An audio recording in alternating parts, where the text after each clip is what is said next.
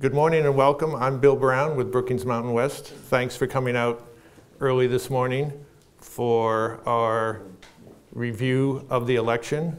We're going to talk about who voted and how, particularly in Nevada and the Mountain West region. Four of my colleagues here from UNLV will be joining us on a panel. The way the morning is going to go out, we're going to have a couple presentations that will run through some of the numbers, and then we'll invite our speakers up on stage. I'll start them off with a few questions, and we'll also give you time to speak as well.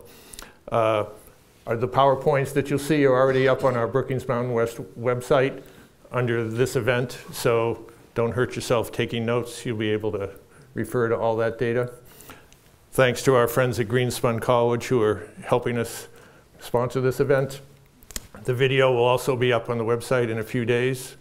So with that, I'll invite Rob Lang up to get us started, and we appreciate your interest, and we're looking forward to a lively discussion today.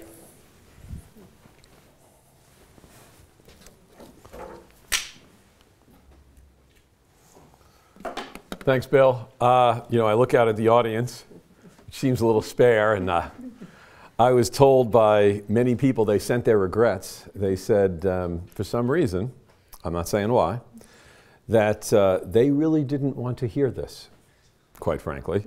But we're academics. We geek out on this sort of stuff. It's the way in sports, if you're calling a game, you're an announcer. You're interested in the game, you're not a partisan. We try to keep ourselves detached from this type of analysis. We have our political views, certainly all the speakers do here. But an election's an election. It's always an important moment in the nation's history. It's full of data. It's full of sort of possibilities for the future. It reflects a lot of the past, but it's also possibilities for the future. So I'll start with, well, what did the polls say? This is supposed to be the year of the Latino voter. This was supposed to be the year of the woman. The Democratic blue wall you heard so famously about was supposed to hold. No matter what you hear, the Democrats have over 270 electoral votes, which is the tipping point, the threshold for winning.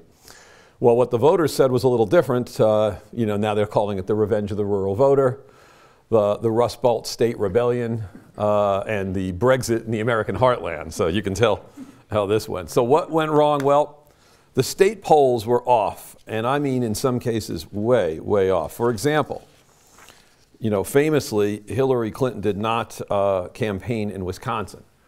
And if you go on a site like Real Clear Politics and you look at the archive of the state polling they have, you have almost no polls there's zero polls that showed Wisconsin anything but 4, 5, 6, 7 point spread for Clinton consistently. And then she ended up losing the state by 10,000 votes, 12,000 votes, something like that, 20,000 votes. There were 30,000 write-ins for Bernie Sanders in the state. So that's to give you an indication of how close that is. So this is from the New York Times Upshot. They did this nice graphic, and it shows, where you see red at the top is a state that Trump won, and if you see blue, it's a state that Clinton won. If you notice, on the left side are the states that Clinton would have won. On the right side are the states that Trump ended up winning. Look at North Carolina, Florida, Pennsylvania, Wisconsin, Michigan. Those 5 states, obviously, Clinton did not win. In fact, had she just won Pennsylvania, Wisconsin, Michigan, which were, if you look at where they are in the graphic, how far to the left those little dots are, those were 3 reasonable states that the Democrats thought they'd win. And of course, if you look, Nevada was the closest to the line. But Nevada went back the other way. Colorado went back a little the other way. Virginia wasn't near the line, but it didn't jump all the way. Virginia was considered more competitive than, say, a Wisconsin. But Virginia didn't go that way. Northern Virginia has a white population that's quite successful and affluent. And the education levels are one of the predictors for Democratic Party voting. So a state like Colorado has a very highly educated population as well. Nevada has a very large Latino and Asian population that tend to vote for Democrats. Plus, it has the Culinary Union organizing the state. And then places like Illinois, Washington went in the other direction. And that's impressive because Illinois, you know, she's a native to Illinois, but Barack Obama was a senator from Illinois. And this is another graphic that just shows that for 2016, the state polls were off by the most they've ever been in the way we track state polls. So anybody who is putting out aggregators, anybody who is running election simulations, we're all going to miss this. In fact, interestingly enough, the Republicans themselves revealed to Politico on the Friday before the election that they were likely to lose with a maximum of 240 electors is what they had in their camp, and they were just letting Politico know this in advance. Politico took a sort of oath not to reveal it until after the election. And when the election was over, did a nice story of, hey, even the Republicans didn't think they were going to win. I mean, you know, the candidate thinks they're going to win. Walter Mondale thought he would beat, you know, Ronald Reagan in 1984. Bob Dole thought he'd beat Bill Clinton. But the campaign staff, the professional staff, you know, that are running the data, especially the ones that were at the Republican National Committee, they didn't have that much confidence in it because they were looking at these polls and imagining they could be off. But in recent years, they haven't been that far off. You know, 2.3, 1.7, you know. So it's not that, you know, people were making this stuff up. It's that, you know, the polling was off. I happen to know that if several of these pollers, most prominently YouGov, which is the Economist polling, is going to call back everybody and ask, what happened? Did you tell us the truth? Did you change your mind? Were you taken off a voter roll? Did you go there and not have the right credentials? Like, what frustrated your vote? Did you change your vote? Were you always going to vote this way and you just didn't let us know? Were you saying you were going to vote for Johnson, for example? That one of the theories is that, you know, Johnson's support collapsed quickly. You see that on third-party candidates often. But, you know, right now, it's all speculation. No one knows. It'll take years. There'll be conferences. Somebody's going to get tenure on this. I mean, this is going to be a big, you know, what went wrong in 16 is going to be a big academic enterprise. So for the results, we elected Trump the 45th president. He'll win 306 electoral votes. Michigan's the last state out. New Hampshire was called for Clinton. And it's the largest electoral college win since George H.W. Bush in 1988. So the Republicans haven't won many elections on the popular vote side, certainly. And they've not won over 300 electoral votes since, you know, the time cell phones were as big as this podium up here. So it's, you know, kind of a shock to see, especially on a race where, if you look, Clinton is, this morning I just checked, she's just a hair under 1 million votes in the popular vote. She's projected to be 1.8 million or even as high as 2 million. And to put that in perspective, that's a bigger percentage win of the popular vote than Kennedy had when he won both the popular and electoral college vote in 60 or Nixon in 68. And the Democrats have been very popular in that they've won 6 of the last 7 popular votes. But the problem is, so much of that vote is in California. You know, I've had friends call and they say, they're not done counting. No, they're done counting in the states that matter.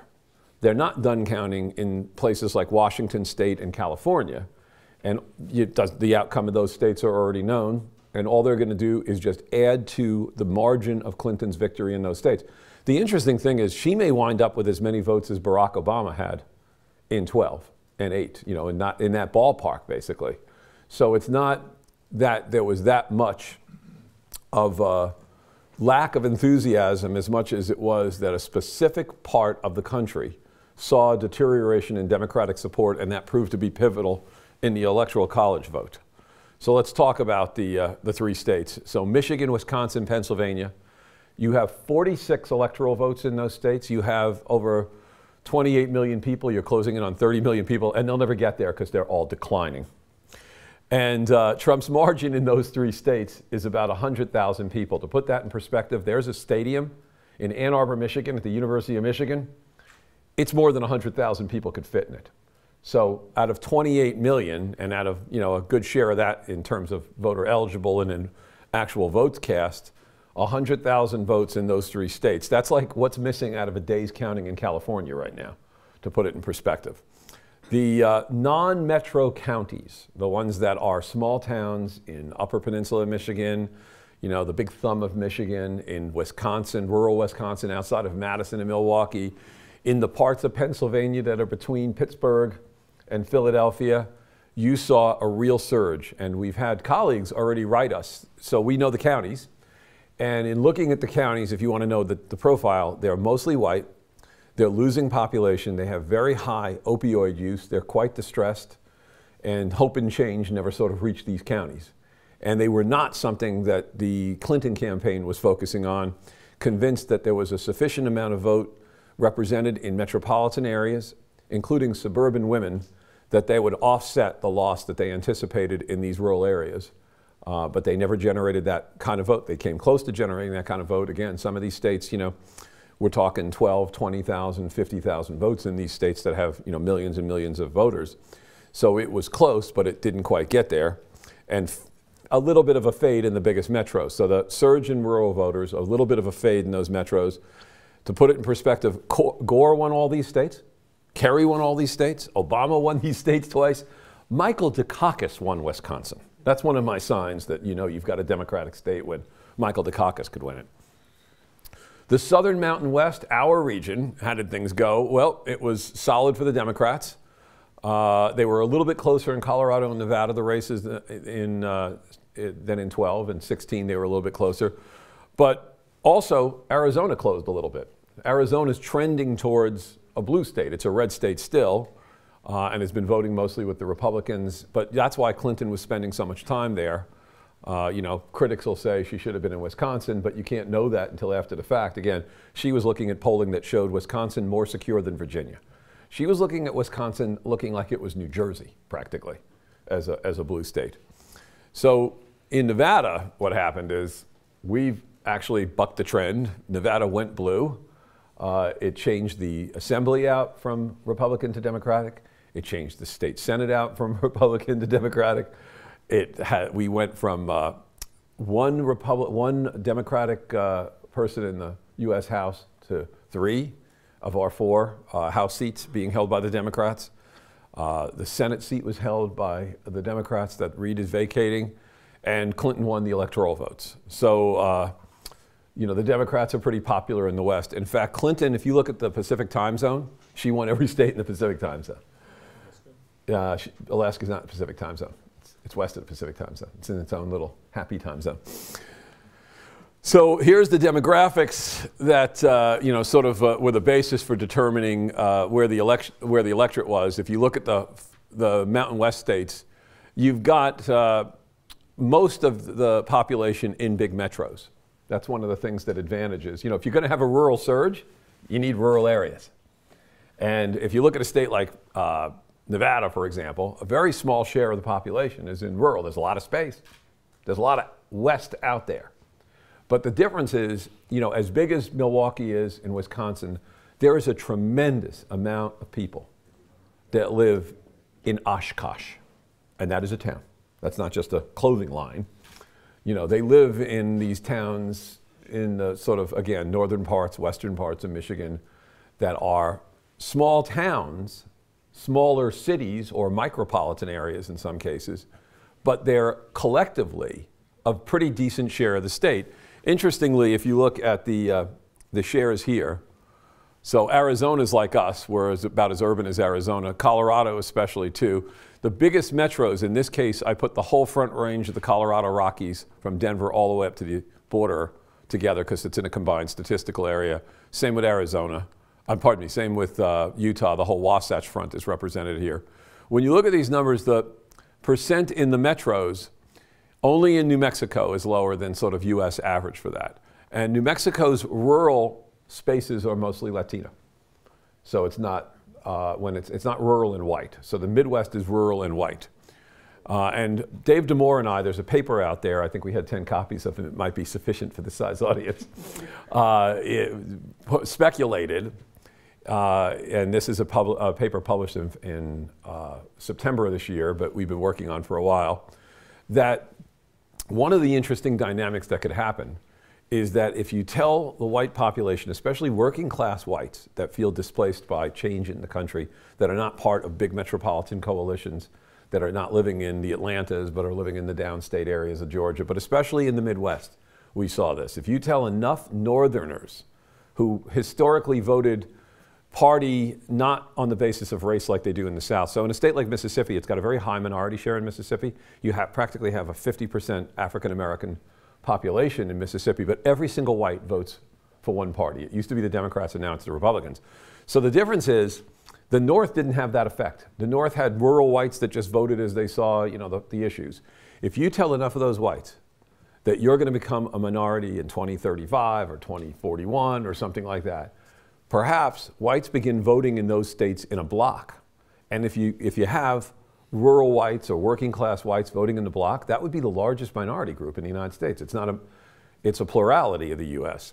And that's what appeared to happen in some of those states. We don't have that demographic, but they do in the Midwest. So we speculated actually there in that paper that the biggest opportunity for the Republicans, and we say it quite explicitly, are places like Pennsylvania, Michigan, and Wisconsin, and we couldn't be clearer about it in the paper. But you know, again, if you had asked me, did I think this was the tipping point election, I would have said no, they're not quite there yet. That might be a dynamic you'd see in 2020 or 2024. The acceleration of that in this cycle, because of the way the campaigns played out, is one of the sort of important stories here. Now, whether or not that's a permanent switch, is that something where if you have an African American president, then the drama of race is heightened as a result of that, and that by the time Trump is running for re-election, say he does in 2020, that some of that effect is lost, that the Midwest hasn't been improved perhaps under the Republican administration, and that there's sufficient anger up there that you know, that vote doesn't come out in a block or coalition of that nature, then the Midwest is in play. The Midwest is a swing region, and it swung. And it swung with the party that won the office. We're the new swing region, but we don't quite have the electoral college clout that you do there because we only have about 37 electoral votes between all these states.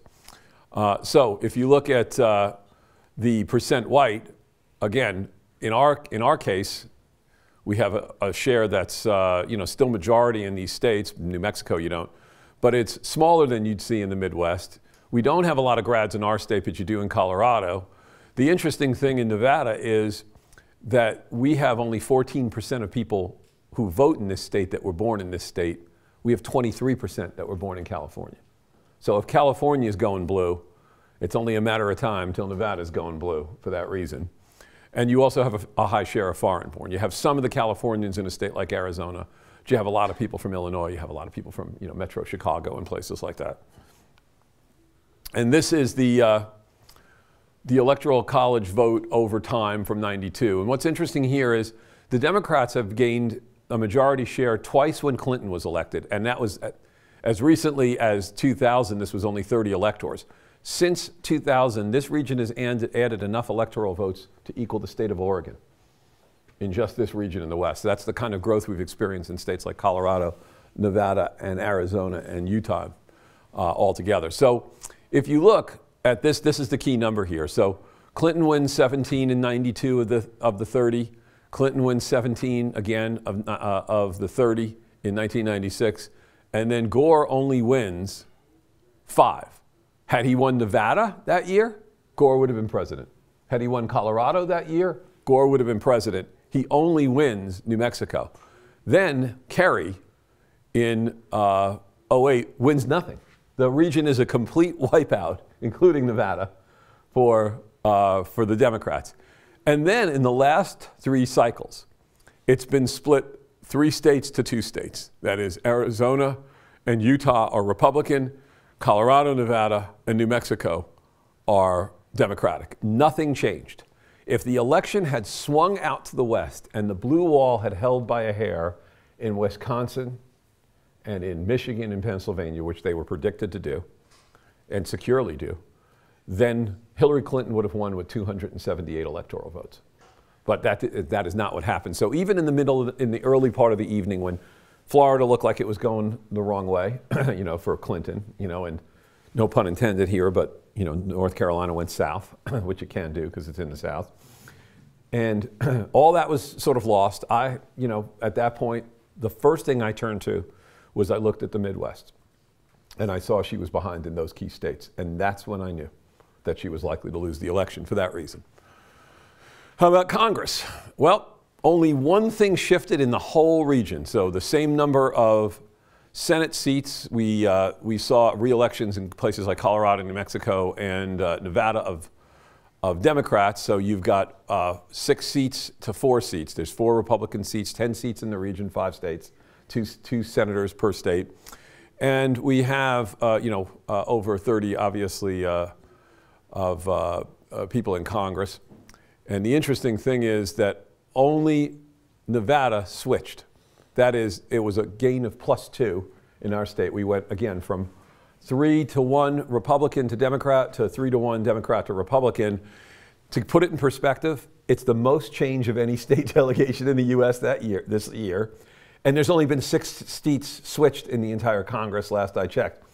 Right before the Comey letter, on October 28th, I printed out the Cook report, which is Charlie Cook's famous for being good at calling House seats.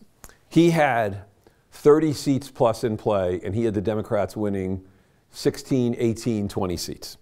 That's how fast that changed. That's, they say a week's a lifetime in politics. Well, believe it. So, just a few slides just to wrap up now, and I'll turn it over to Dave Damore. What's happening in this region? Where is the American swing regions, and where is the sort of future blue walls for the Democrats? So this section of states right here, with California, Connecticut, everything. States have won these the Democrats have won these states in every election after 1988. So the last time the Democrats were completely wiped off the board was in the 80s, and it was Michael Dukakis. And so, but even there, he won New York State, he won Massachusetts and places like that. So this is the solid blue wall. There doesn't seem to have been even a lot of slippage in this blue wall in this election. This hardly moved. The fading blue wall states, Michigan, I'd include Minnesota, which Trump, almost won. Trump was derided for going into Minneapolis, actually, late in the campaign, and people said, what is he doing there? What a ridiculous thing to be there. Turns out he knew what he was doing because, he almost won the state. Same with Pennsylvania, Wisconsin. These states all were within 2%, either plus or minus. So 3 of them went 2% or 2% or less to Trump. Some of them went 0.3% to Trump. And in Minnesota, it was like 1.5% to Clinton. 56 electoral votes. By the way, the solid blue wall still includes 175 electoral votes. Then there's this emerging blue wall states. These are states that the Dems have won in the last 3 elections. So you see these states starting to trend to the Democrats. Colorado, Nevada, New Mexico, Virginia. And that's 33 electoral votes. But really the future blue wall is if you look at the demographic changes in places like Arizona, Florida, even North Carolina with 55 electors, and these will gain. All of these will gain in the next reapportionment of Congress in 2020 when we do the 2020 census and it's reapportioned in 2022. They'll be online with more electoral votes, significantly more, by the 2024 election, not 2020, but the 2024 election. Same with Colorado. I don't think we'll pick up a seat. Virginia could pick up a seat, though. So, these states, they'll lose. And some of them might lose, a couple of electors, but altogether, something like this could be down to 53 or 54 electoral votes by that point. So the Democrats' emerging blue walls in parts of the country that are gaining population. And I'll leave you now and hand it over to Dave.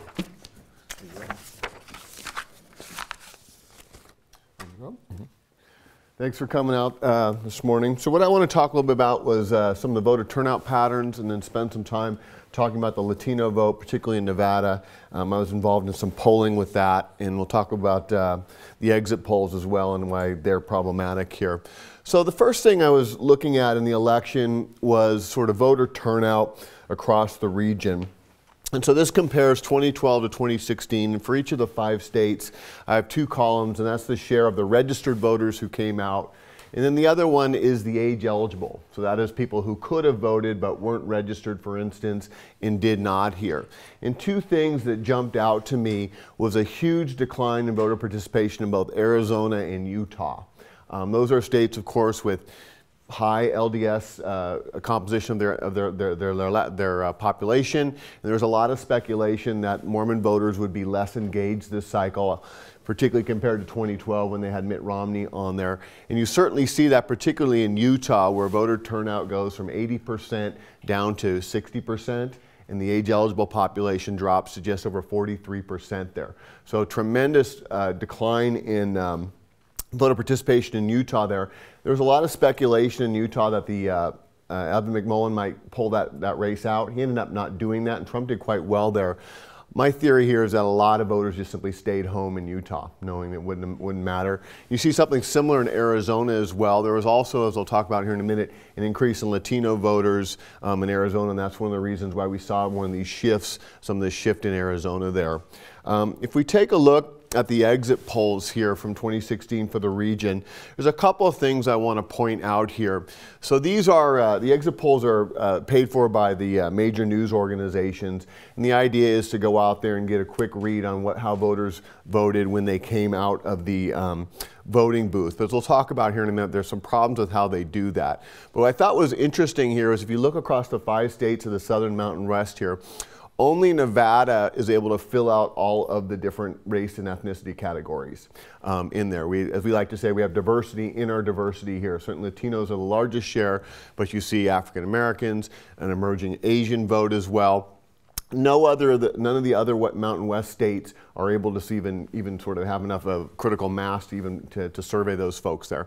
So that was kind of an interesting difference between Nevada and some of the other Mountain West states there.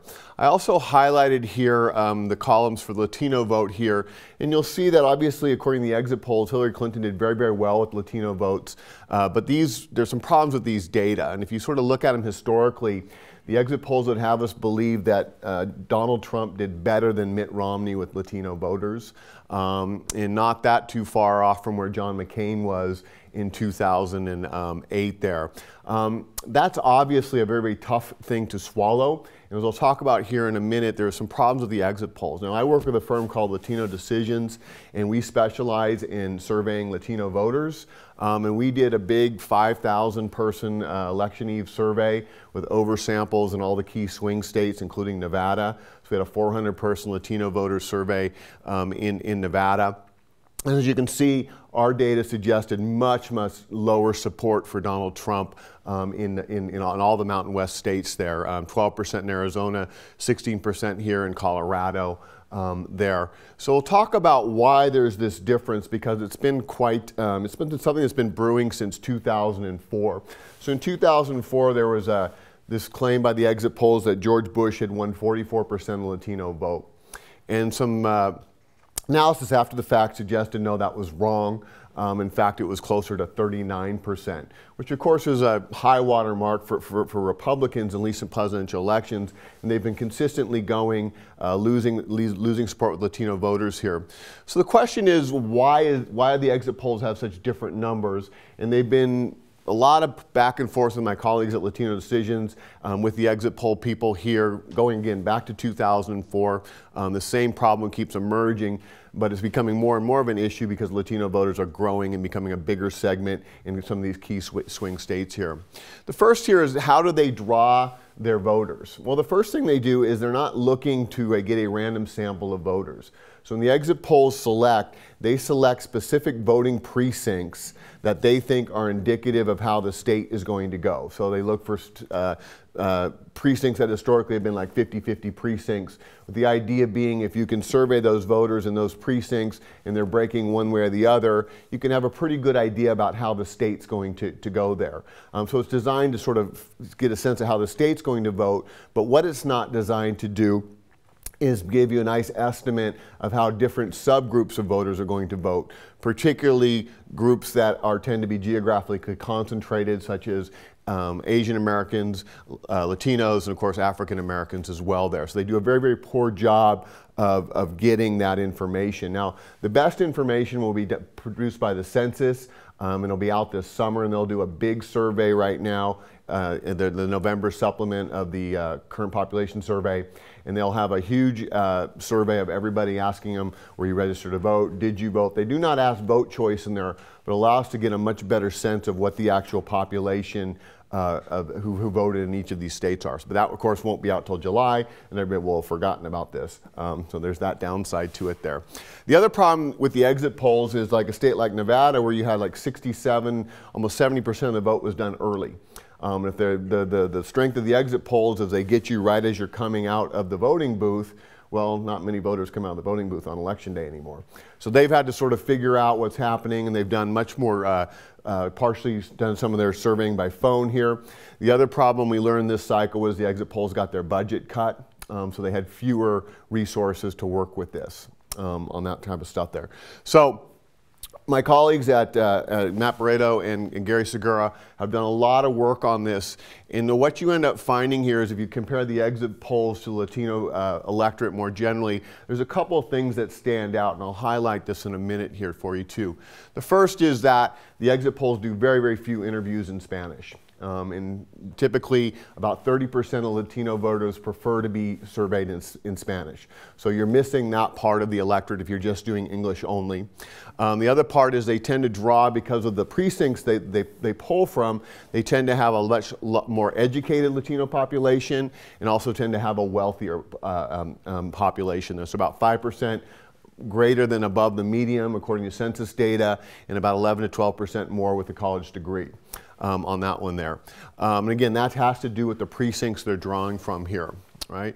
And of course, we know that what we saw in the exit polls are very, very inconsistent, not with just our own polling, but with a lot of polling that was done right before the election here.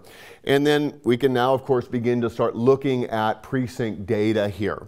So this was from a piece that Matt and Gary wrote on Huffington Post, and they started going in and looking at the most Latino intensive precincts across the country here, so in New Mexico, Texas, Florida, Wisconsin here, and then looking at the vote that came out of those precincts there. Now, of course, this doesn't prove that Latinos in other precincts didn't vote Republican, but given the geographic concentration of Latino voters, given the proportion that are voting Republican here, you would pretty much in all the other precincts that they're drawing from have to get overwhelming Republican support in those precincts to offset what we're seeing in the heavily geographically concentrated Latino precincts here. So we're in the process of gathering this from as many states as we can to show what happened here, because the big concern particularly for advocates for the Latino community and for immigration rights community is, if you believe the exit poll numbers here, right, that essentially suggests that, well, what Donald Trump had to say to Latino voters didn't matter, that you can insult them and say horrible things about them, and they'll still vote for you at roughly the same proportion they did for John McCain there. So that's the basis of this pushback, as well as obviously we would like to have credible information about the Latino electorate here.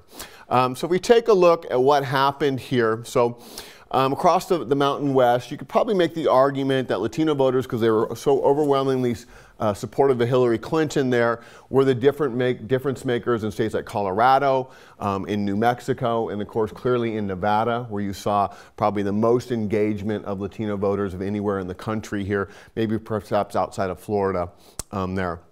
And even in Arizona, as Rob mentioned here, this is where you saw a surge in Latino turnout here, coupled with the decline in Mormon voters here. You ended up seeing Mitt Romney's share of the margin of victory in 2012, less than half of that for Donald Trump. So Arizona goes from a state that the Republicans won by 10 points 4 years ago to one that was by 4 points, which explains again why Hillary Clinton was spending time in Arizona there. And obviously, John McCain gets reelected in Arizona to the Senate and outperforms Donald Trump significantly. He had a double-digit win in there.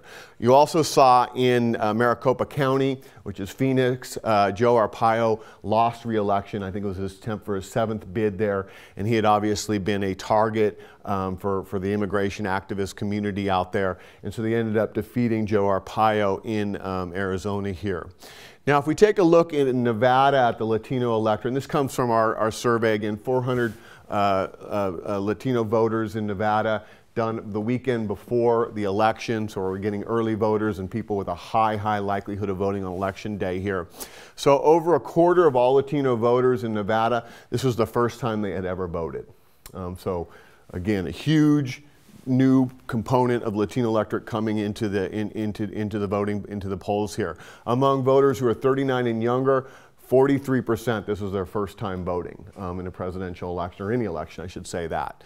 In terms of issue priorities, immigration, comprehensive immigration reform was we asked a question, what's the most important issue you think the President and Congress should address for the Latino community? So there is a prompt for the Latino community here, and you see immigration followed by jobs. Also, this election cycle was the first time, and this is an open-ended question where respondents can respond however they want. We give them 2 choices here. And what was interesting here is that we consistently saw in our polling throughout the year that this issue of anti-immigration or anti-Latino discrimination was creeping up as a separate issue. And in Nevada, 11% of Latino voters cited that as the most important issue facing the country. Clearly, I think that reflects the tenor of the presidential election here. And most Latino voters were well decided. 60% knew before 6 months ago how they were going to vote, and 80% knew, and I didn't put that date up there, before the conventions. So there wasn't a lot of movement among Latino voters during the election during the campaign this fall here. We've been asking this question for a while, and this is, I think, is an interesting question. We asked Latino voters, why did you come out to vote? In each election cycle, we're increasingly seeing a larger plurality of voters responding that they came out to vote for the Latino community, to represent their community, as opposed to voting for a party or party's candidates here. So again, this goes to this notion that the Latino vote is coalescing as a community and less of a sort of partisan organ, if you will, here. About a third said they came out to vote for Democratic candidates. Among those who were contacted in our sample, about half of the respondents, I think it was 52%, said they had been contacted by a candidate or a campaign over the course of the election here. The Democrats did a much better job reaching out and contacting Latino voters there. 37% of that 52% said that they had been contacted there, and 16%, so much less effort on the Republican side. Something we've obviously seen very, very consistently over the last couple of election cycles there. DACA, very, very important issue for Latino voters, and obviously there's a lot of concern what President Trump will do with the DACA program. Also, there's a lot of opposition to the efforts of the Republicans through the courts to kill the implementation of DACA as well, and that's unlikely to be picked up by President Trump anytime soon.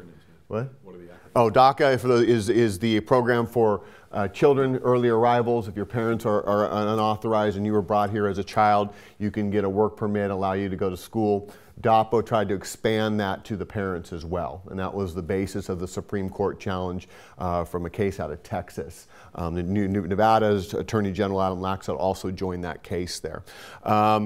Immigration looming large in the vote, and the reason why immigration looms so large is that last data point up there. 68% of voters, of Latino voters, have a family member, friend, or coworker who is undocumented. So this is not an abstract issue to these voters. This is their families, this is their communities here, and it really shows up in terms of how they're performing at the polls here. If we break down the crosstabs here for the three races, the presidential race at the top, the U.S. Senate race, followed by the House, and that's just a generic House question: did you vote Democrat or Republican here? So a couple things stand out. Just as we saw in the electorate more generally, you do see a gender gap. Clinton, Cortez Masto, and the Democrats run better with men than women, Latino voters there, about a 10% or 14% swing there, depending upon the race here. So you certainly see that. I'm also highlighting those 3 columns in yellow, because again, thinking about the exit polls and the part of the Latino electorate that they miss, right? Spanish speakers, those who are lower income, and those without college education, you see those voters overwhelmingly vote Democratic. And they're not getting in the exit polls. This is also one of the problems with polling of the Latinos more generally there. Those are the hardest voters, or the hardest likely voters to get in your poll there. And when pollsters miss that, they're missing a very Democratic part of the electorate there. You see voters under 40, overwhelmingly Democratic across the board there.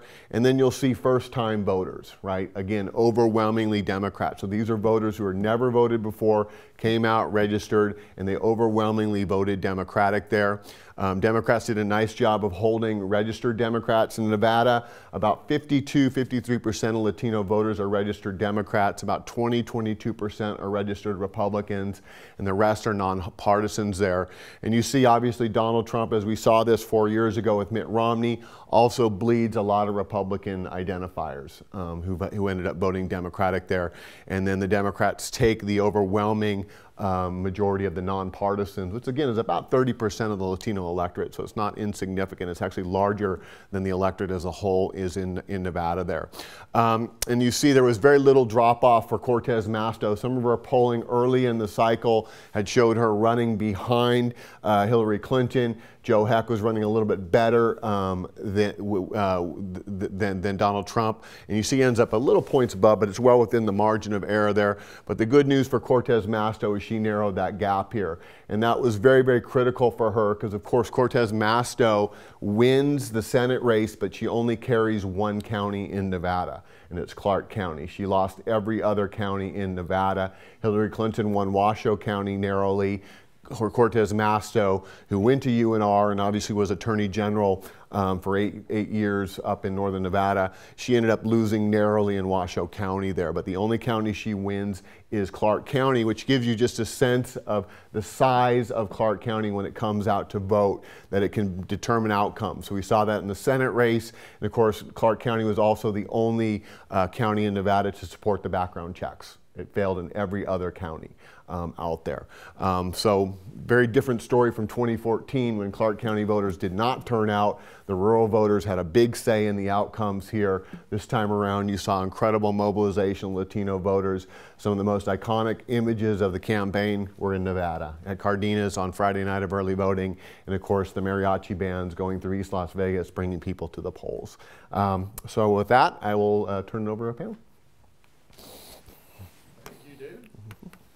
I'm going to invite our panel up on stage now to join us, and we'll start this part of the program.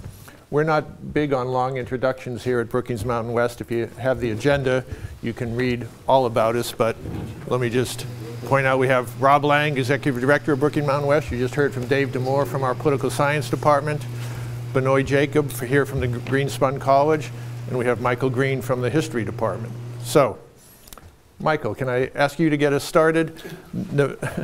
Nevada has a pretty good track record at picking presidents, but not this year.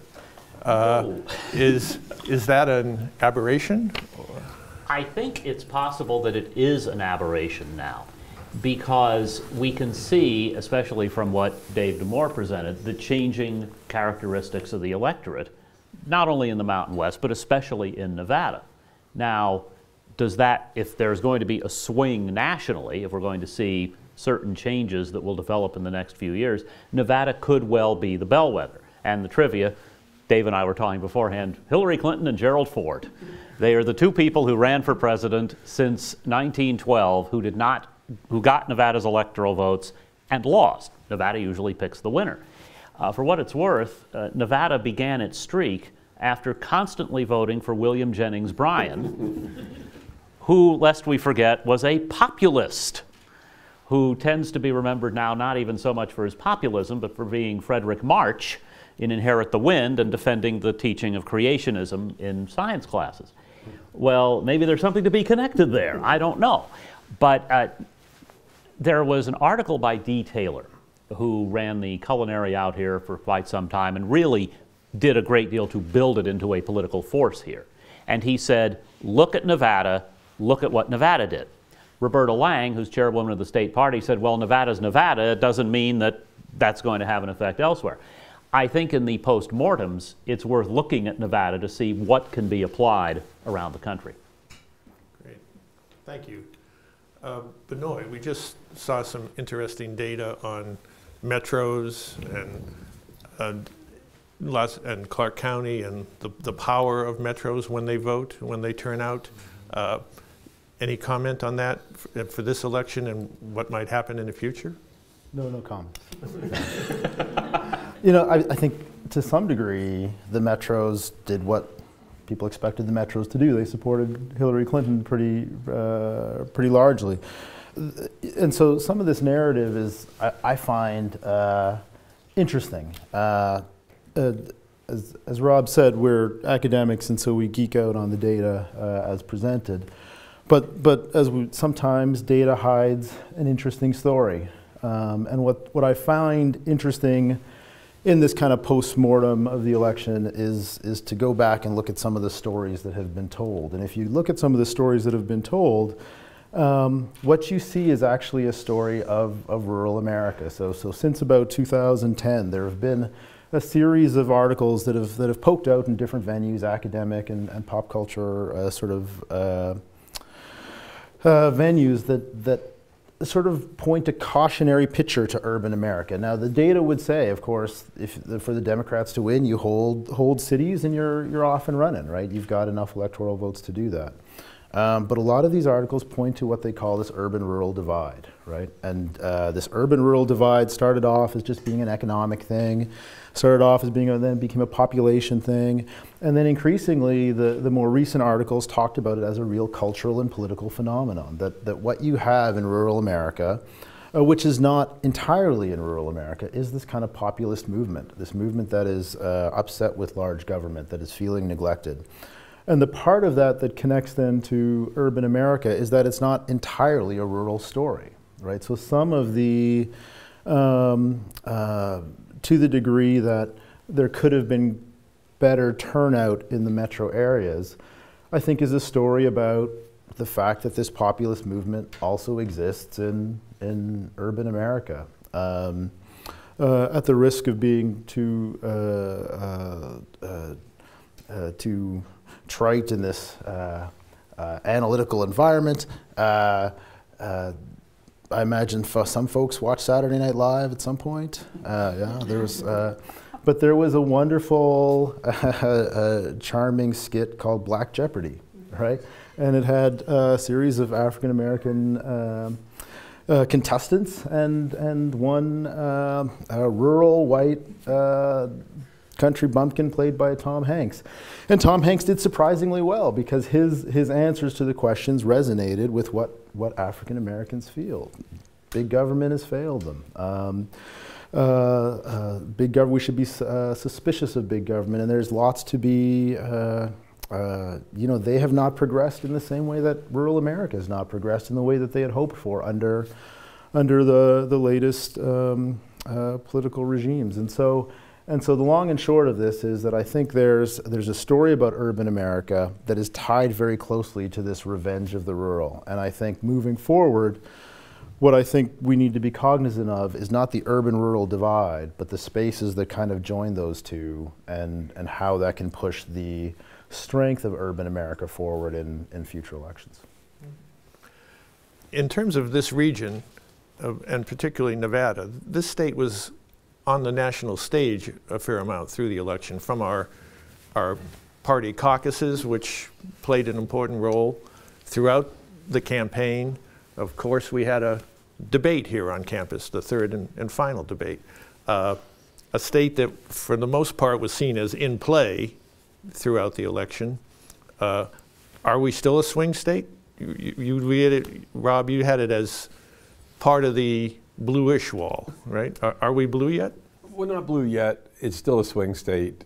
But the fact that the state went against trend and voted for the person that didn't win the majority of the electoral college is a sign. When you make a switch into a coalition, you tend to do it in an election that you're not on the winning side. It's what changes your bellwether status. Like you saw this in Missouri with Barack Obama. You know, Missouri was a state that was once considered as important as Ohio as predicting a presidential outcome, and it had a pretty good record in this. But it was a sort of creeping Appalachia, creeping southernization of Missouri. So it had big cities in Kansas City, it had a big city in St. Louis, especially Center City. St. Louis was liberal, but the state overwhelmingly ended up going because of, sort of the Branson parts of Missouri and the southern parts of Missouri, ended up pulling Missouri solidly into the coalition with the red states in the South. And, when it finally broke, it went in that election, it went strongly in an election. I think Iowa, by the way, is a state the Dems, if you said to me, what state won't the Democrats get back? They're going to get back Michigan. They're going to get back Pennsylvania. They're going to get back Wisconsin. I don't think they're gone for all time. They're going to be contested in a different way. I think it'll change the way, you vote there, you do politics there. But Iowa looks like it could be gone. And it had a demographic trend that was making it gone. A state like Georgia's in the other pattern. Georgia just missed being within 5 points and being in that future, swing state status or future blue. So, you know, states go up and down in this. I think Nevada, if the Democrats keep losing, Nevada's going to be on the wrong side of several more elections, which is the, you know, sort of longer way to say it's not, I think, as much a blue state anymore. A swing state anymore. I throw Virginia in that category too, and Colorado. The three of them are looking like they're decidedly trending to the Democrats. As you know, you win some, you lose some. The Democrats, unfortunately, cannot afford to lose the upper Midwest. You can't give away, you know, the 50+ electors out of a region or, you know, whatever and include Minnesota in that, you know, because they're at risk in Minnesota. You can't give that up until you've got another coalition in another part of the country as reliable. The Mountain West isn't big enough to offset it, and the South, you know, states like Florida and North Carolina. North Carolina is on its way to being the next Virginia, but it's not the next Virginia. So I'd say North Carolina looks like it could go to the Democrats the next time. Florida looks like it could go to the Democrats. I think Ohio might be trending away from the Democrats as well. So our region is going to stay divided for a while? Yeah, I think the thing that separates us is the patterns of voter turnout, right? You saw in Arizona and Utah, some of the more reliably Republican states, a real decline in turnout because of what was at the top of the ticket. We know in Nevada 2 years ago, the Democrats did not show up and the Republicans ended up sweeping the state. So that was the outcome, but we also have to talk about the policies, right? So in Nevada, you saw the Republicans have unified government for the first time since the Great Depression, and they ended up implementing a good deal of the Democrats' agenda. Which I thought was an interesting turn of events. It obviously caused a lot of consternation for the governor here, but I think that's a reflection, and I get a lot of questions from media, is, you know, the Republicans dead in Nevada? And I say absolutely not, right? They've adapted much better than any other state. They did things that didn't alienate Latino voters. They killed voter ID bills, all this kind of stuff here, and they delivered policy, something that, so there's a disconnect with what you see with Nevada Republicans under Governor Sandoval and what you see nationally. And so you have that part of it there. You also saw, I think, in this election cycle in Nevada, a couple things stood out to me. The first was, in the past, when the Democrats have won, they've been sort of individualistic wins, right? So Obama wins in 12, but Berkeley loses the Senate seat. In 10, Reed maintains re-election, but Sandoval wins, and Titus loses her House seat. This was one that went up and down the ballot. So I think that was a little bit different here, which I thought was interesting here. But at the same time, you also saw the amount of effort and resources that were required for the Democrats to get those voters out. The amount that Reed brought in, the efforts by Culinary and some of the other groups that were working with Culinary to engage the Latino community here, it took a whole lot of effort to get that outcome. And without that effort, it's unclear what we're going to see for the Democrats in terms of turnout into 2018 or even moving forward into 2020. Speaking of getting voters and turnout, I don't think any of us would have thought just a few elections ago that outside money would have been spent to the degree that it was in Nevada. I mean, at the presidential level, we were the second state. Only Pennsylvania was more money spent on the election. And we actually had the most expensive congressional race in the nation. That's not Nevada, of only a few years ago, right, Mike? Well, yes, the tradition in Nevada was everybody else stay out. If you are coming, and there was some effort at this when you saw ads and commentary about the background check initiative. Oh, Michael Bloomberg is sending in money. He's an outsider. Well, back in the early 80s, Nevada had a 4-term U.S. Senator, Howard Cannon, and Chick Hecht, a Republican, defeated him. And one of the things that helped him win was a national organization, the National Conservative Political Action Committee. And that money was pouring in here, certainly not to the degree we saw it with the Masto-Hecht race or the presidential race. But it was, I think, the first time people began looking that, well, wait a minute, outside money was acceptable there. In previous elections, that would be a big issue. In this case, it wasn't. And I think that it reflects also the fact that Nevada, though maybe no longer going to be a bellwether, is still kind of a petri dish, because we do have so many people from outside the state, and they are not necessarily, if they are from New York, going to react one way or the other to, say, Michael Bloomberg showing up with money. So I'm wondering how much of our migrant population, if you will, doesn't really care about that. And I have to say, in that connection with all of the money spent, I have friends in states like California who would be saying, what are the presidential ads like? And I'd say, I wish I was where you are. So there's also, at some point, I think with this sort of thing, a law of diminishing returns, where people begin to say, oh, enough already.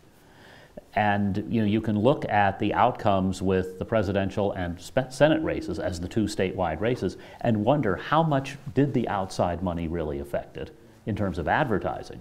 How much of the effect was getting out the vote, which worked better for Democrats than for Republicans? Okay. Speaking about the Senate race, across the nation, there was no ticket splitting, right? Every state that voted for a senator of a party to elect also cast that vote for president, and that was true here. In a Senate race that was always seen as relatively competitive and therefore drew a lot of national interest because of the chance that the Senate might flip or be 50-50. Did that outside money determine that race? I don't think so, right? Because if you think about, they started going after Cortez Masto in May, right? That's when the first negative ads trying to define her hit. Steve Sabella had an interesting piece, and he said, what they were saying just wasn't sticking, that she's the most corrupt attorney general in Nevada. I think Michael would probably disagree with that. Would you like them alphabetically? So, some of it was just sort of over the top. They're bringing in issues that voters didn't really care about. It just became sort of background noise, there. And what I thought the most telling part of that Senate race was the last 3 weeks when Cortez Masto got the momentum, she was everywhere. You could not, every event she was there. She was out doing all the GOTV she could. Joe Heck did not have a public event in the last 2 weeks of the election, which I thought was just stunning. You were in one of the most competitive races in the country here, and you're not doing any public events in the last 2 weeks of the election. And that was an election that was decided by 25,000 votes. Right? So at the end of the day, there's going to be a lot of head scratching about his strategy there. But I thought that was a very, very telling point that she grabbed the momentum came her way, she grabbed it. Everybody said, oh, this is kind of a plotting campaign. Last 3 weeks, she was everywhere and he was nowhere to be seen. And at the end of the day, that's what got the voters out. A couple of factors in this, too. One is that Heck joined in the parade, if you want to call it that, of Republicans who unendorsed or unsupported Trump over the Access Hollywood tape. Then he started waffling on it. And you wonder how much of his not being in public had to do with the Republican reaction to that, how much that hurt him with his own party. Another factor is that while we have this enormous urban region for Nevada, a smaller urban region in the north, in 2012, there was, I guess the term is undervote, 85,000 votes between Barack Obama and Shelley Berkeley. This year, 17,000 statewide between Hillary Clinton, who was ahead of her, and Catherine Cortez Masto. In 2012, the Republican Senate candidate was a northern Nevadan. Joe Heck did not have the connections to the north that Cortez Masto did. And while she didn't win Washoe, I think that reduced the bleeding for her in that area. Please. Just very quick, along these lines, with respect to the money, and it's something I wonder about, and not something I have evidence about, but in this environment where you have this populist undercurrent, you wonder to some degree if the spending of money is going to be beneficial, because all it does is suggest that you are not one of the people, right? I think there's something to be said about a lower profile, which is against what you would expect, but you have to wonder to some degree if there's a perception of dishonesty or a perception of a rigged system and all these things that when you start funneling out in outside money and so forth, what that says to people who are feeling disenfranchised from the system. And so I don't know where that takes you to, but you have to wonder if that's a strategy that's going to work moving forward. Great. You want to pass? I was struck by the fact that Nevada elected a U.S. senator again who won one county, obviously the largest county with about a million of the 1.5 million voters in the state. And just for comparison's sake, in the recent midterm election, we elected an attorney general who didn't win Clark or Washoe County, right? So, I mean, I don't know if there are two bigger extremes there. What happened? That's the turnout, right? I mean, that's a function of who votes. So in the 14 election, the rural counties count about 12, 13% of the population. They were 17% of the vote in that one. And yeah, Adam Laxalt won the first time, I think, since the Great Depression. You had a statewide winner in Nevada who didn't carry one of the urban counties there. He was close, and Ross Miller, narrowly won them. But the point is, he didn't win them here. And we saw a tremendous decline in turnout in 2012. About 500,000 people did not turn out to vote who had voted in 12, who didn't vote in 14. This time around, the turnout there was more voters registered. Registration went up 200,000 voters. Most of that was here because of all the efforts to register voters here. But at the end of the day, right, the Democrats had 140,000 voter registration advantage in Clark. They won the county by 80,000. So as well as they did, right, there's a room for them to grow. They did not get all their voters out there. But as I said earlier, you just saw how much effort it took to get those voters out. And some of that might have been people not in love with the top of the ticket, some of these other issues here. But that's why I always, I think the state will still be in play just because the voter turnout is so variable here. So contrary to sort of popular culture, the West isn't really that rural. It's mostly urban in the sense that the share of the population, as I showed previously on a slide, that lives in urban areas, especially large-scale urban areas, is higher than the average for the U.S. and much higher than other swing regions like the Midwest. So when you look at, Clark is kind of typical of this, that if you win Clark and you get enough turnout in a presidential year, you can carry all kinds of referendum through, like, the fact that one county only voted for a form of gun control. You see this in Colorado as well. One of the things that secured Colorado for the Democrats is that Denver and its suburbs were in the same position, essentially, in Colorado as Southern Nevada was, in Las Vegas Metro was, in Nevada. What's interesting to me is looking at Maricopa County, which is the county that Phoenix is in. Maricopa is often the most populous Republican voting U.S. county. So, the story is typically that Los Angeles County, by the way, Orange County for the first time since 1936, since Roosevelt, voted for the Democrats. That's a sign how different California is. To put it in perspective, Marin County voted for Ford in 76, just on the opposite pole. But Maricopa is interesting because, Maricopa throws out Sheriff Joe. And typically, Pima County, which is Tucson, has been the more Democratic-leaning county in Arizona, just dwarfed by the way Reno is to Las Vegas, Pima or Tucson is to Phoenix. But what's interesting to me, and this is a state with 11 electoral votes on its way to 12 electoral votes in the next cycle, is what things are shaping up like in Maricopa. Because if Maricopa goes blue, then that's where Arizona is gone. Because again, there's just not that much rural Arizona left out there. And parts of rural Arizona are quite frankly Indian country, that they're Native American lands, and they're not inclined to vote for Republicans. So the metros are what makes the Mountain West a swing region, and ultimately probably bring several of the states more securely into the blue column, because it reflects the diversity of those big cities. You can't get to 4 million people. In 4 million plus, on the way to 5 million in Maricopa County alone, a single county. A county that exceeds all of the New York boroughs in population, for example. One of the largest urban counties in the United States. There's places like Harris County, Texas, Houston, and Dallas County. Those went blue. Those went blue. Not going to turn Texas. Not going to, I know that's a dream. You didn't see me put Texas on there. That's the fantasy. Forget it. But Maricopa is big enough to make Arizona, and Clark is big enough to make Nevada. And there's a bunch of those. And that's the way the Electoral College works. Because the real sort of revenge of the rurals are possible.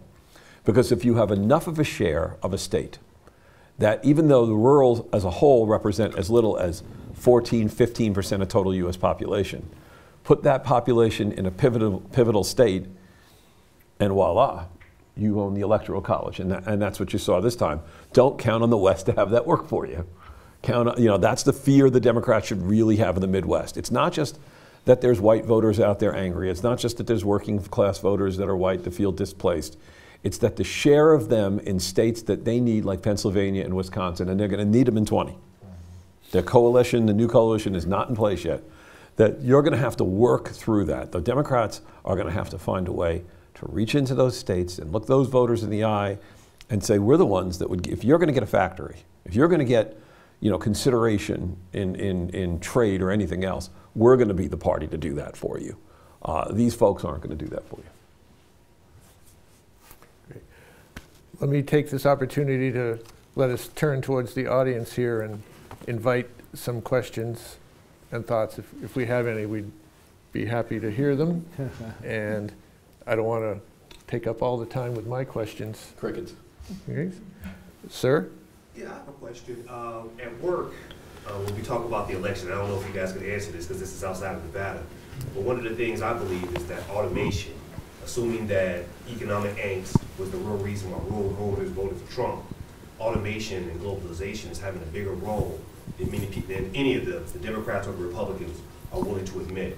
So I saw an article on Vice News that was talking about the potential for self-driving trucks in 5 years. So what do you guys think, in your opinion, forecast a little bit into the future that you think automation will have economically? And do you think any of the parties will be able to answer or address those concerns? I saw a political cartoon that was great, and it said, meet the aliens that took your jobs, and it was all robotic arms making a car. Automation has done more to displace factory workers than anything else. We haven't lost factories, folks. Did you know our manufacturing output's been steady? That the US is a serious global trader. That if you take services into account and what we're paid on patents and royalties and so on, why do you think the dollar's not in the tank? Why do you think the dollar's pretty strong? If the dollar reflected a country that was an economic basket case, you'd see our currency float downward. The fact is we're just very efficient at manufacturing. And if you're not retrained into another area, and so yeah, you could lose people who are now driving trucks. You could lose other areas where robots do everything, and you can't have an economy where one person pushes one button on one robot and is paid all the GDP of the United States. We're going to have to figure out a way to distribute that GDP and create other employment categories that pay pretty well. The interesting thing is you look, Nevada's also a union state, and the unions just won decent wages in hotels. They organized. The hotel industry was big enough, it was lucrative enough, and they were organized enough, these workers, to grab that share of whatever the hotel industry would generate in terms of wealth and be better paid than most service workers. Like a service worker in a place like Southern Nevada is paid better than Central Florida, and they have not been as successful in the Orlando metro at organizing. So this is a case where it's a post-industrial economy. It's based on an emergent industry like tourism, which is growing globally. It's one of the key exports of the region because we have a lot of foreign tourists. But people have been able to find a union job within that sector. And if we had more of that in more sectors and you had more retraining into new technology areas, then some of the distress you'd see in those counties in the Midwest might not have been there and might not have been reflected in the vote. Mike, Go ahead. Well, I would just say, so I would push a little bit to say that I'm not, some of the rural angst is an economic issue. It's true, right? Automation has perhaps taken some of those jobs. But some of that rural angst, going back to this urban-rural divide, is a cultural one. So if you look at Chicago, or you look at New York, or you look at Las Vegas, we look at our peer cities as international, right? So Chicago compares itself with Beijing and has more similarities to Beijing than it does to the suburbs and rural areas surrounding that city. So some of the angst is a story of the economy, but some of the angst is that cities, frankly, have turned their backs on rural America, not in a deliberate way, but in a way that drives their own economy.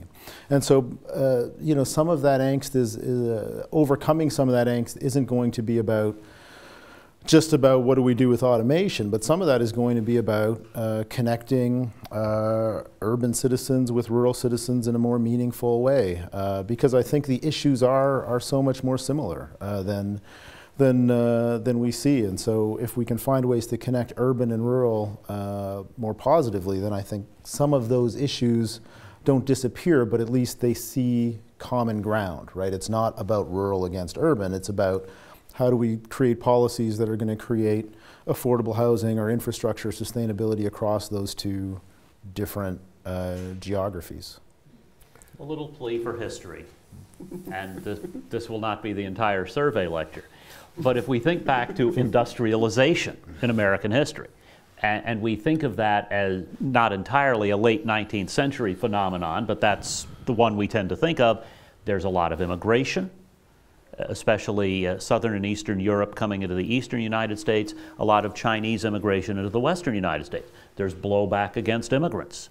The populist movement is upset with the big railroads and the government. Now, the old debate about populism, I always say, I don't care if you think he's out of style, go read Richard Hofstadter.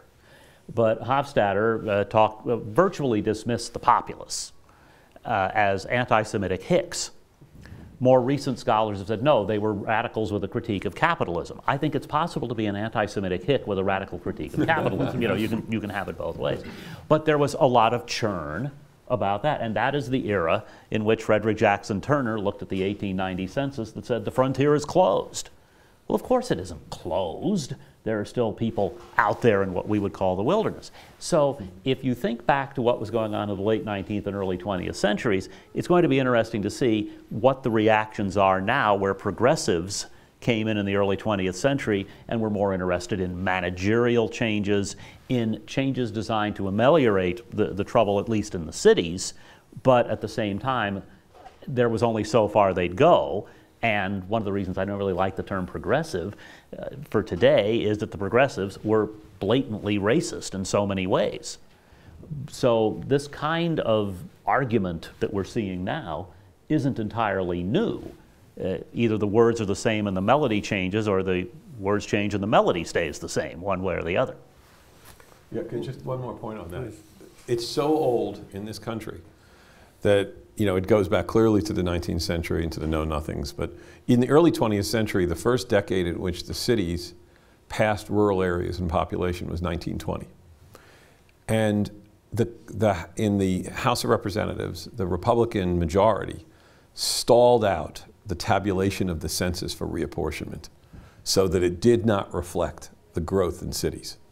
So for, you know, generations, there has been a divide in the United States because the cities are the recipient of newness, and the rural areas tend to be reflective of more tradition within the country historically. So even, you know, the original West of the Midwest was different than the East as early as the early to mid 19th century. And yeah, in the case of going back to the question of the 1890 census, there was a concern that the radicals reflected genuine socialism. And one of the things that Frederick Jackson Turner was able to do in an essay in the Atlantic Monthly at the 1896 election, which was a pivotal election, it's when McKinley faced for the first time William Jennings Bryan, who'd go on to lose the presidency 3 times. That was the key election. And in that election, Bryan was described finally as genuinely American because he's reflective of the ruggedness of the frontier. And that all of this, once it's civilized, will reflect an American ideal that is not alien or European or socialistic, but is sort of, you know, is our safer form of democracy than Europe. And so the cultural, the question of race, of otherness, are ancestral, and we still struggle with this. The only difference is that the cities have now gained such a large share that people for the first time just said, screw it. Let's just run this thing right through the cities. Ladies and gentlemen, meet the Electoral College. You know, I've heard Britain's got the Midlands and it's got all these places that have been in decline, and so Brexit can only happen there. And it can't happen in the US because it's much more diverse. If you took Britain's demographics, we were even looking into doing this, and ran Brexit, you know, with Americans' demographics, what would it look like? Well, you better run it through the Electoral College. Because, you know, the fact is that there's a significant overrepresentation of rural interests through that mechanism. It's not just that, wow, isn't it weird that you could win the popular vote and lose the Electoral College? It's the way the sort of farm states all add up to counterweight to California, to even counterweight to Texas when it's Republican. So there's, not only is there an urban-rural divide in the country, not only is it times that it seems that it's something that's the clash point in American politics, but rurals have maintained an upper hand disproportionate to their share of population and a capacity for revenge on urban populations to the mid-19th century on. To follow up on that economic question, obviously we just had an election and a campaign. It was, everybody was going to bring jobs. Both candidates talked about huge infrastructure plans. Nevada doesn't have a great history of its relationships with Washington, with the federal government. Work here at Brookings Mountain West has shown that the state gets nowhere near what it should. We just lost our senior senator to retirement. The state didn't vote for the president-elect, and the Republican senator here from Nevada was not a huge supporter of the president-elect. What's going to happen with Nevada and the federal government? Are other states in the region better positioned, or? There's some rumbling that we're going to get a nuclear waste site with a lot of exciting jobs and construction to go with it. How about that? It's interesting because somebody had asked, looking at the race between Heck and Cortez Masto, well, wouldn't Heck winning be the one that gets Nevada a lot of attention because he's gotten the seat that belonged to the hated Harry Reid? And I said, you could make that argument, but that's a one-day wonder. Nevada now also has the first Latina U.S. senator. That can be a continuing story. It's hard to know just because we have no idea what is going to happen with this administration. And historically, we have never elected someone who had no experience in government or public service or politics. Or military. Or military. And I would include that in government. But Dwight Eisenhower once said, when they said, you've never been in politics, he said, if you've been a general with MacArthur and Patton, you know politics. And so how much of that is going to be driven by personal feeling? How much of that is going to be driven by the thought, gee, Republicans didn't lose the state by much. Is there a lesson that Republicans would have done better if they, in Nevada, with the 2015 session David talked about, sticking to the more conservative line, and does that benefit the party? And then is it going to be, no, we don't care about that, we're just going to do this, and which company is going to have the biggest pull? So we're in uncharted territory. Terra incognita. The Black Swan presidency, Huffington Post called it. Or no, Politico rather called it. The black, a Black Swan event is one that's unexpected, and then after its occurrence, the outcome is unknown, and it's applied to this presidency. I needed a more helpful answer there. I know you did. I know you did. Nobody go out on a limb, David. The good news, Bill, is we do so poorly with the federal government, we won't even notice. Except they'll notice when there's trucks full of toxic nuclear waste rolling through. But remember, the he middle owns of the the strip. property in the state, right? Does he really want a nuclear dump 100 miles from his tower over there? I was told years ago, One of the biggest Republican donors in the state. Is he going to want that? and apropos of that, there was a billboard years ago in Mississippi that said something like, come gamble in Mississippi, we don't have nuclear waste, or something like that. I mean, this is a factor. And Sheldon Adelson is going to have some power, apparently, with Donald Trump. Then again, the appointment of Stephen Bannon and what has been published on Breitbart makes you wonder how much power Sheldon Adelson's going to have with Donald Trump. But Steve Wynn, Phil Ruffin, the business community here, just as the business community with Clinton and especially Bob Dole in '96 was playing both ends, and there was some of that here. So it'll be interesting to see. We're going to put a nuclear dump there. Sheldon calls Donald. Donald, this would be bad for the Venetian and the Palazzo. Well, the enemy of my enemy is my friend. Politics makes strange bedfellows, whatever cliche you want to throw out. Nevada could suffer less than it otherwise might have. And if vengeance is going to be his, we could suffer more. But Dave's right, we may not notice. I just don't want to miss anybody before I continue. Shout out. So we have new members of our congressional delegation. You want to give them any advice? Well, you know, in the House, it isn't that easy for someone from the Nevada delegation to do that much. You can possibly stand out for certain things, and it may be that the idea that there are 2 women and a Latino sends a little message somewhere. In terms of Catherine Cortez Masto, there is still to the Senate the combination of the old workhorse and show horse. But at the same time, I expect her to be both. I think she is someone the party is going to point to. I would say what we saw of her in the final 3 weeks of the campaign had better be what we see for 6 years, in her case. She has an opportunity.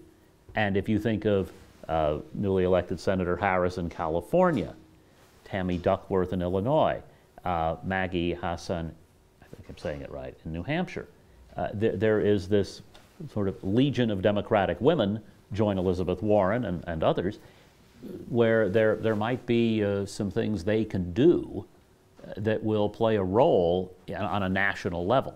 So I'd say Catherine Cortez Masto needs to do what I guess senators traditionally do, remember the boundaries of the state, but also she can look well beyond them for, I would say, power and guidance. And my point's well taken is Nevadans have never been powerful in the House. Right? You look at the history of our state, we have very typically short tenures. There's ever been a chair. I don't think there's ever been a Nevada chair of anything ever in the House. We're just too small. Where Nevadans have had their impact in Congress has been in the U.S. Senate.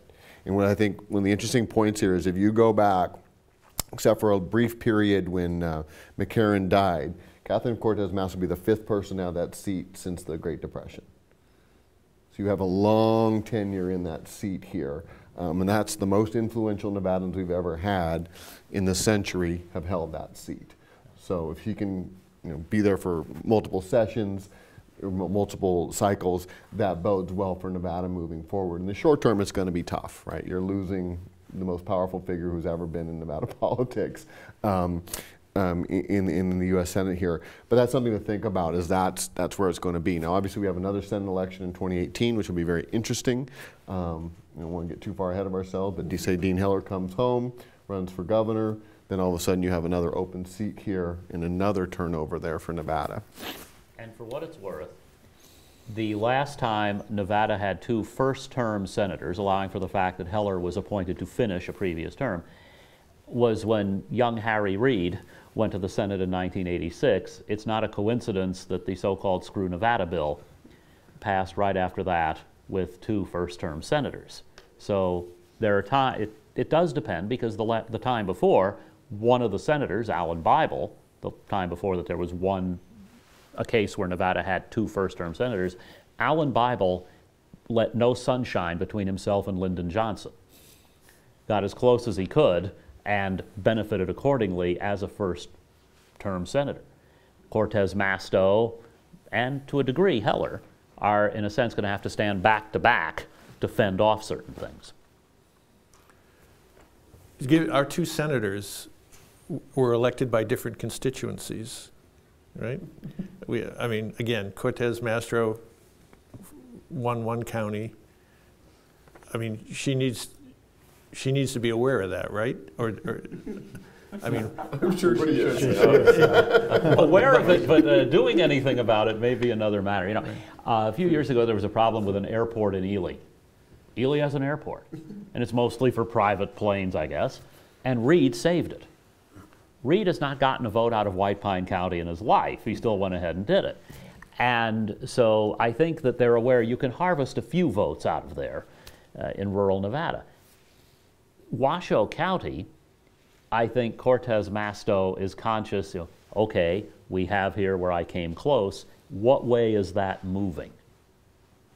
Just as we talk about the growth of Clark County and the Latino population, there's an increasing Latino population in that area.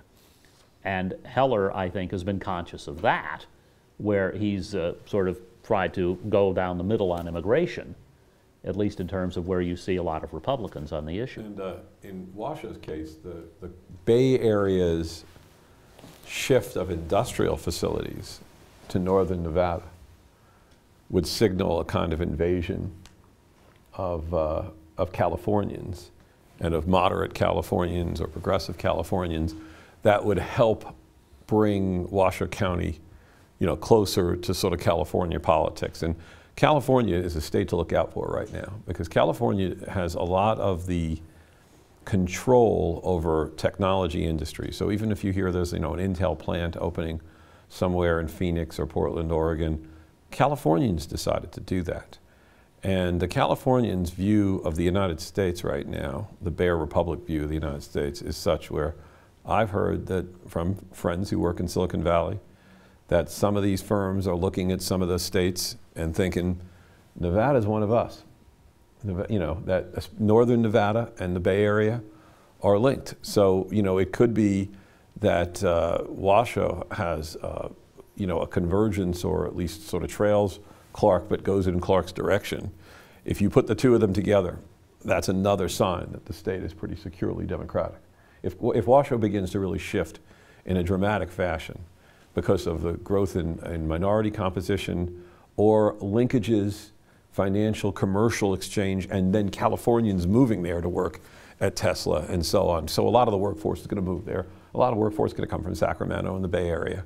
And it's just, the Californiazation of the North is underway, and the North is welcoming it. It's not like they're pushing back and saying, please, California, don't come. The entire industrial policy of Nevada is to invite Northern California into Northern Nevada. Any thoughts? So for state politics, we just had the state legislature turnover as well. Again. Due solely to turnout, David? Yeah. I mean, certainly, I think there was an expectation that the assembly would go blue because there were so many weird races in 14 where people who thought they were safe didn't campaign, and that played out there. It came down, to 3 Senate seats, 2 down here, 1 up north. They held the 1 up north. The 2 down here flipped. Or Joyce Woodhouse kept her suburban seat, and then what's her Canizaro? Yeah, that was an open seat that Liparelli was appointed after Hutchinson got went, and that was an open seat there. But I think what was the most interesting development of the election was happened yesterday, right? Is that Patricia Farley, a Republican senator who was elected in the 14 cycle, left the Republican Party. To now she will caucus with the Democrats, which gives them effectively a 12-9 advantage in the Senate there. So I thought that was just sort of an interesting sort of aftermath of this, is that, as the Republican Party gets smaller in there, they get a little more conservative here. Here you see a moderate business person leave the caucus, is going there. Well, we'll see what happens with her reelection, but I thought it was an interesting turn of events there. And if the Republicans don't gain that they maintain that majority in the Senate, that doesn't happen. I don't think she's going to leave the majority party there. So I thought that was an interesting development there. This is obviously Governor Sandoval's last cycle, right? His last legislative session. He's had 2 really big sessions here. I don't think he's got an appetite to raise taxes again, despite what some Democrats might want there. I think it's going to be more about sort of finishing up the business on education. Hopefully they can find some more money for higher education, but I think it'll be more of a status quo session than anything else, just given the dynamics. And, had Clinton won, it could have been disruptive in that Sandoval was mentioned as a potential cabinet secretary. That's how moderate a Republican he is. Could have been, for example, would have been a perfectly fine Secretary of the Interior, for instance, or gone back into the federal courts, which is something I know he'd like to do. So, the state would have been really disrupted by that. And if I could just shift, again, just quickly, I don't want to lose some of the national picture on this because, there's a lot of people out there saying, this is the biggest loss in the history of the Republic ever for the Democrats. 1, go into Google and type in November 7th, 2012, and you'll see 4 years ago they were saying that about the Republican Party. That's 1. 2, I want you to think about this.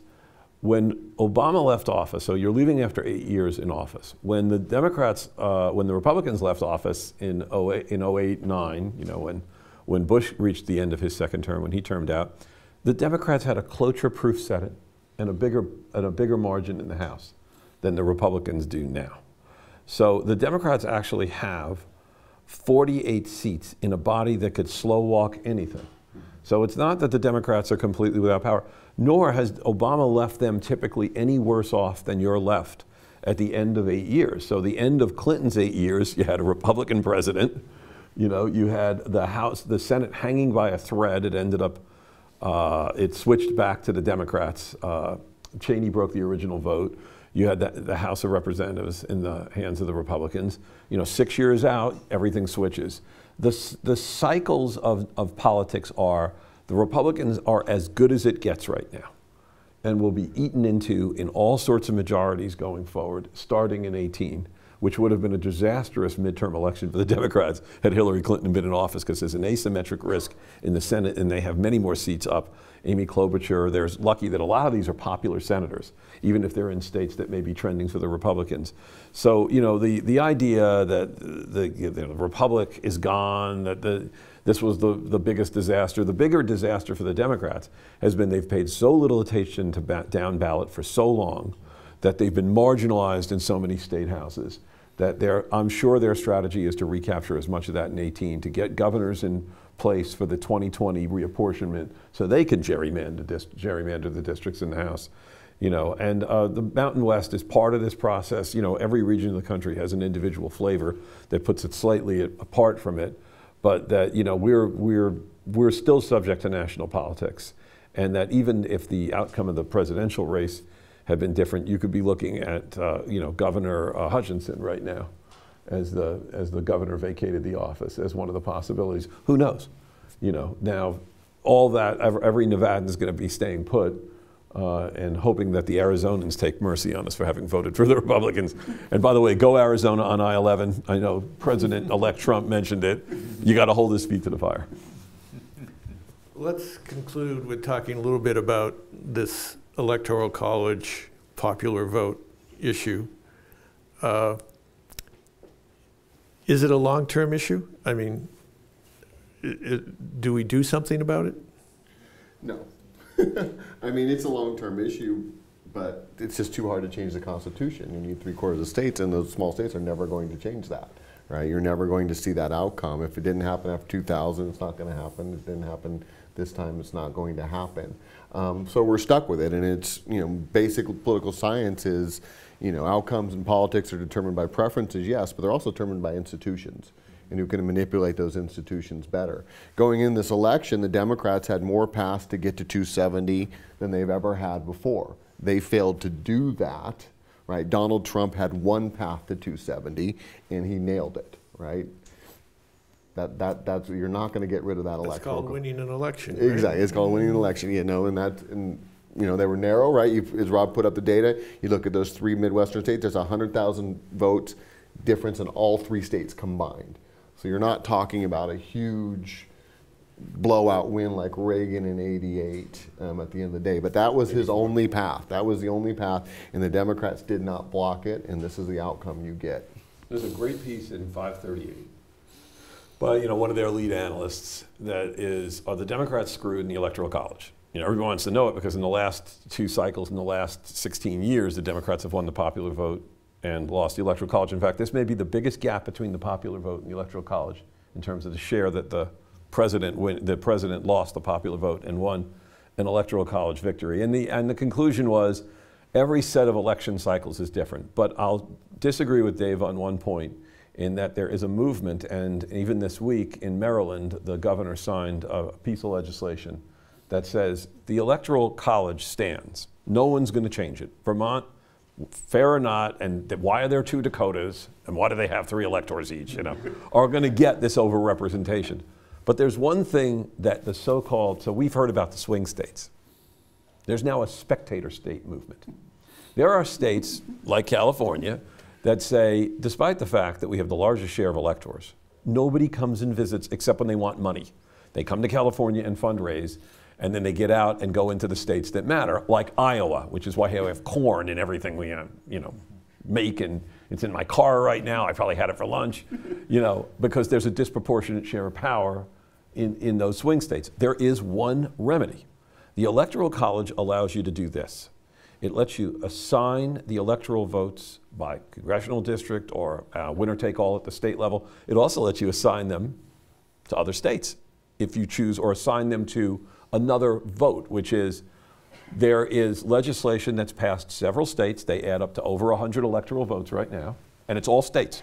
This does not require the federal government. It's the same way we have divided up the Colorado River. So the states made a deal in the Colorado River and divided the Colorado River. Work well or not. But what the states can do is they can say, our electoral college votes will go to the winner of the popular vote. And there are multiple states that have done that already. The movement requires 270 electoral vote states to get there. Now you say, oh, how are they going to get the majority of states? They don't have to, because the majority of the electoral vote is in disproportionately. Some of these, Illinois went this way. Texas is looking at it. You would think Texas would say, we're never going to do that because we like the outcome of the 2000 election, was our governor, and he won with the electoral college. That's not the way it works. Texas is actually pretty peevish about this election. One, they're Texas, why isn't anybody paying attention? Two, they don't want a wall. They think Monterrey, Mexico is one of their cities. That's how much trade they have. So Texas is a potential pickup on this, and that's 36 electoral votes and growing. So I think, if anything, the shock of the disparity between the popular vote outcome and the electoral college, and the gains that Democrats may make in 18, to the extent that this is partisan in state houses, could start a movement where if you get to the 270, the 2020 race could be the first one where there's a new mechanism for the allocation of the electoral college. It would be that you now owe, by agreement, by an interstate compact, an unbreakable one with no faithless electors, you owe your electoral vote to the popular vote winner. And one last point on this. People are like, oh my God, it would be so hard to determine. It would take weeks. We got weeks. They don't meet till mid-December. It doesn't make a difference. Like, well, California's vote won't be known till, 2035 or something like that. It doesn't matter. You got till the middle of December. You think you can count in 6 weeks? Well, no. We'll know who won something like that. And what would be different is this. People say, oh my God, I can't believe you do that, because then they would just campaign in the biggest cities and Nevada would never be heard from again, with the 29th largest metropolitan area. They'd come through. Trust me on that. You would want to stoke Las Vegas. Who would be screwed is the rest of Nevada. I don't have a particular problem with that. Well, I just, want to, I guess, if I had a question, I'm surprised actually at how little we've heard about, at least how little I've heard about, the disparity between the popular vote and the electoral college. I mean, it doesn't seem to be part of the narrative that's bubbling up, and yet it should be. And so part of, my question, so you said, would this actually happen? I don't know that it would be on anyone's radar at this point, because it just is not coming out as an important part of the post-election narrative. Now, there's still time for that, of course, but it clearly should be, because it's a big deal, right? How does this topic fit into the great libertarian tradition of Nevada and the West? Well, Nevada has this great libertarian tradition, and whenever I am asked to explain it, I send people to the comic strip Bloom County, when Opus the Penguin had a book, How to Be a Farmer. And he had to learn to say the following 2 sentences without breaking up laughing. Keep those goobers from Washington out of my business. Where's my federal subsidy check? And that's essentially Nevada's libertarian tradition. And if Nevada's southern quadrant gets together, things can happen. Here's a way to look at what Rob is talking about with this metropolitan area. In theory, there are enough legislators to vote to eliminate every college and university north of Clark County. They have the votes to do it. And if the governor vetoes it, they have the votes to override him. Now, if Southern Nevadans are mobilized on something like that, it can work. And then if you get Southern Nevadans looking, saying, well, gee, we voted not overwhelmingly for Hillary Clinton. Obama ran better here. But we did vote for her, and our electoral votes went for her, but what was going on nationally, then you could see Southern Nevada driving that bus. And historically in Nevada, one region is in control. From Virginia City on the Comstock to Reno in the early and mid 20th century to Southern Nevada today.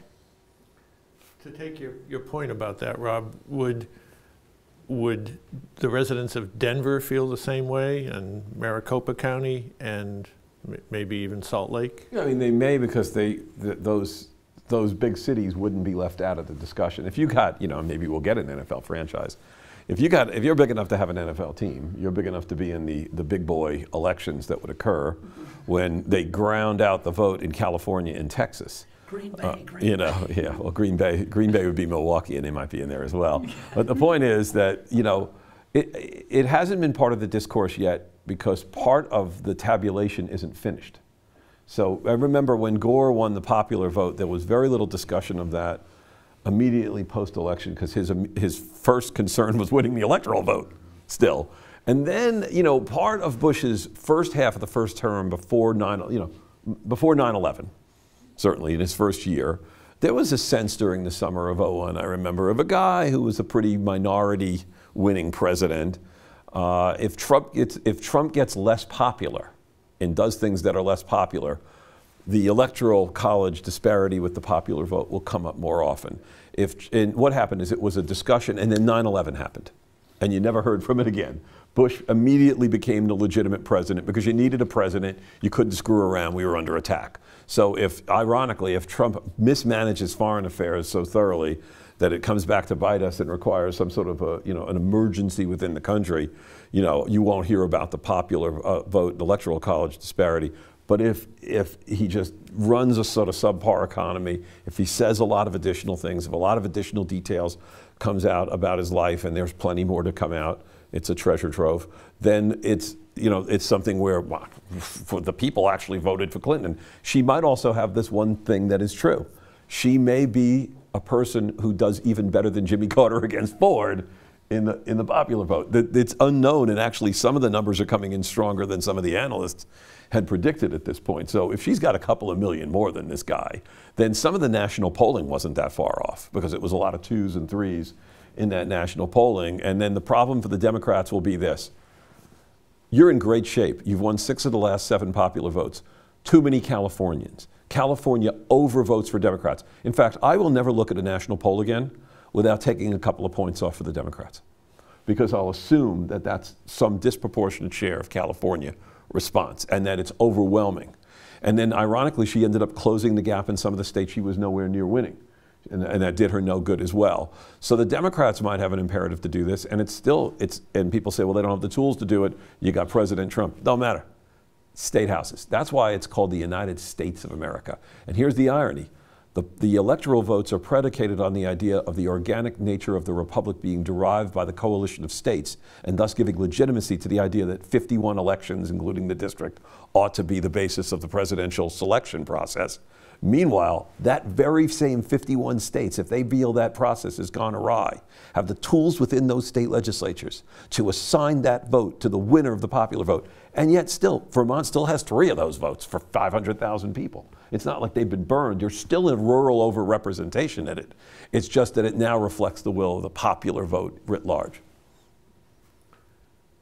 I hope I don't regret this. I'm going to give each of you a chance for a little last closing statement or observation about the election, either local, national, congressional, presidential. Basically, the point that I would take is Rob mentioned the polls early in his presentation there. The irony of the polling this time was it was actually close in Nevada. Usually Nevada is a notoriously difficult state to poll, and it's really, really poor. But they made enough errors in the polling that it all evened out, and they got it right. So that was sort of, I was looking at the polling. I thought, oh, this is 2010 again. They're undercounting Latino voters. Clinton's going to win by 5 or 6. Was sort of my expectation, and that didn't come to pass. She only won by 2.5 points here. It was much, much closer than I thought it was. And that was right around where most of the polling had it in Nevada. So the irony was it was wrong in every other state that they usually get right, and in the state that they get wrong, they actually got it right. So I thought that was kind of an interesting little... Fascinating. Oh, I'll go if we're going in line. Okay. More and more of the analysis points to Comey's letter being decisive. And depending on what transpires, the Democrats would be advised, first off, my advice to the Democrats is when in minority power, when in minority status, think like a Republican. And here's how Republicans think. Yeah, whatever, we lost. Lawsuits, slow walk everything through the Senate. That's brilliant. You think about it. Did you know that 62 people died during the Bush administration in diplomatic roles in embassies? 62. How many investigations were there? None. Investigate everything, starting with this. What happened at the FBI? They're talking about, Mr. Giuliani being a potential Supreme Court justice. There's footage of Mr. Giuliani on TV on Fox News cackling a couple of days before the release of the letter. You'll see. Wait until you see what we have. Wait until you see what you have. What do you mean what you have? You mean what the Federal Bureau of Investigation has? I'd like to know a whole hell of a lot more about that. And I think there's going to be palpable anger among the Democrats, and I think there's going to be pursuit of it. Guess what? Here's the good news. If you don't even control the Congress, so how do you do that without the U.S. House? Sue in civil court. Say your election was injured. There's plenty of ways to do it. I'd sue the hell out of this government, and I'd stall absolutely everything they're doing. I'd do the Mitch McConnell move. Mitch McConnell, 2 days after the Obama was elected, said his principal goal was to make him a one-term president. And you know what price he paid for that? None. You know what price they paid for stalling out a Supreme Court justice appointment? None. Apparently, you don't pay any price for violating the standards and norms of government anymore. I'd get on that stick. Do you regret or no? Is that? Yeah, what? Depends on what you say. Yeah, right. I just so there's two. So there's probably just two closing things I would say. As a concern, one of the concerns I would have, sort of coming out of where we are right now, is because of the narrative around rural revenge and so forth, is that the government in power right now will see this as a rural mandate, right? That they have a mandate to appeal solely to the rural constituents. Obviously, rural America has been ignored in some respect, and so there's some of that has to go on. But I think we can't forget the importance of America's cities, right? Whether it's an election strategy, that's what you have to do, but that's where the economy is driven. This is where innovation occurs. This is where the diversity of the country really is found. And so I worry that somewhere urban America is going to get lost or pushed to the side. So along those lines then, sort of slightly more optimistic, one of the things I hope to see out of this is, or I expect to see out of it, is the kind of Bruce Katz discussion of what will happen in federalism. So much of the federal election, of course, points at our national leaders and even at our state leaders, but I think really, as this unfolds, what we will probably see more of is the local leaders, right? That so much of what needs to go on in developing the economy and making public policy reform is going to continue to happen at the local level. And so despite all the discourse and discussion and debate about what's going on at the federal level, I think we will continue to see, and probably even more so, I think, the importance of urban America and leadership at this level. All of the above. That's why it's good to go at the end. No, it's none of the above. All of the, I know, although years ago in San Francisco, someone ran for office as none, N-U-N, of the above. So anything is possible in life. Picking up on what Rob said, not only do I completely agree, this is where you study Nevada. Nevada did not have the votes to stop the nuclear waste dump from coming. Maybe it'll still end up coming. They tied up this thing in the courts. They did everything imaginable. And that's how Democrats have to think. When he was elected president, Franklin Roosevelt paid a courtesy call on retired Justice Holmes, and he said, "Do you have any advice?" And Holmes said, "You're in a war. Form your battalions and fight." Well, this is a fight, and if we are looking at this administration, this may be a fight to save some people's lives. It is a little easier in that case to be obstreperous in that way, to stand up for those things. And if I were Chuck Schumer, I'd have Harry Reid on speed dial. Because Reid knew what McConnell was about. He understood this. I think Schumer's very sharp. But there are times where Schumer may need a little bucking up. It's going to be interesting to see how Democrats in the Senate react. And there are protests about Donald Trump. The right to protest is a wonderful thing. How many legislators came out of Occupy Wall Street? Those protesters better be thinking about getting involved at local government levels, because that's where the problem is, not just for Democrats, but if you look at the third or fourth party votes, Gary Johnson and Jill Stein got votes from people who frankly want it all without having to work for it. And by that I mean, when you have elected a Green city council member or a Libertarian legislator, then talk to me about the presidency. Great. Well, we're going to try and get you out of here on time, something I'm always proud to do. Let me thank our expert panelists here for a great discussion. And let me thank you for joining us and for your patience. And we'll look forward to seeing you at our next event. Thanks again. Thank you.